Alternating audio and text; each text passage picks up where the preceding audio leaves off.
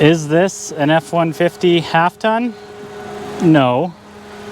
Is this a 3/4 ton? Let me explain.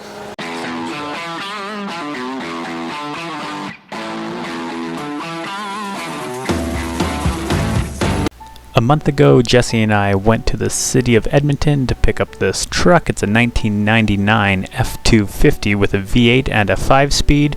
It used to be an old shop truck, so it's in pretty good shape. Let's jump right into it. So in the years of 1997 to 1999, Ford did this weird thing where they were kind of over this body style, the OBS's, but they weren't into the new Super Duty platform yet. So we ended up with this thing. It says F250 on it, but it's sort of just a modified F150 that they put out for a couple years. It's an F150 with a heavy-duty axle and a couple extra leaf springs. They later called it the 7700 package. You can tell if you got one of these light 3/4 tons if it's got the 7-bolt rear ends. Other than that, it's basically an F-150 with more payload, but it'll work for what we want to use it for. This one's a 5-speed. It's got the 4.6 in it, and it's one of the good Tritons, though. You want one of them Tritons before the year 2000 because they're 2-valve, and then you don't have to deal with cam phasers, the dreaded cam phasers. This one has 100 and how many? 174,000 kilometers on it. There's no rust, but like every single panel is dented. It was owned by an old man who backed into many things, but that's okay because it turns over really nice. I think while this battery's charging, we're gonna have to check all the fuses and then maybe pop the ignition column plastic off to see if everything's connected.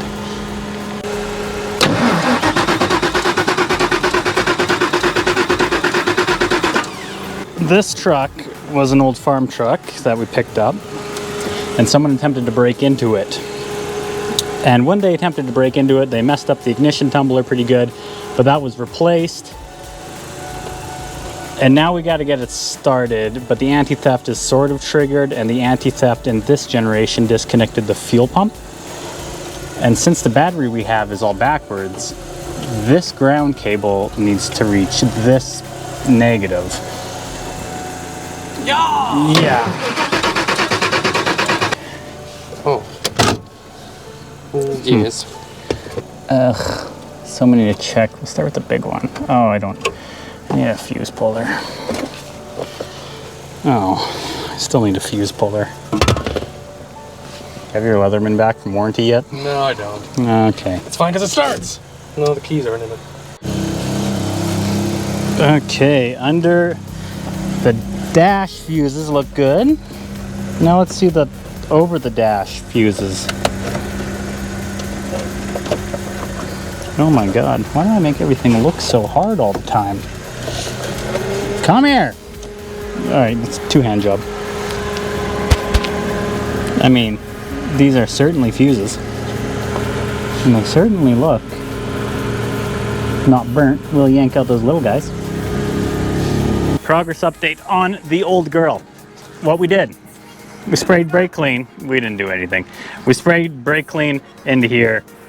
It fires. Duh.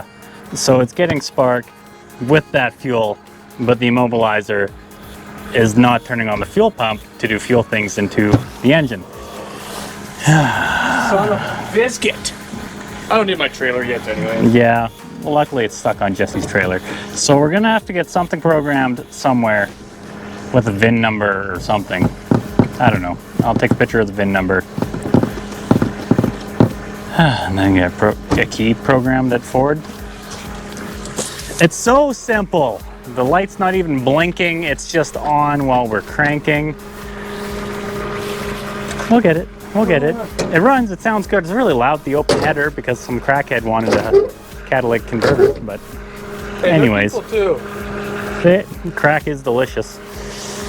Just kidding. Don't do drugs.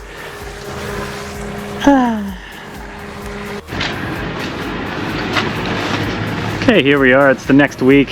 It's been raining cats and dogs here for like days, and everything's flooding.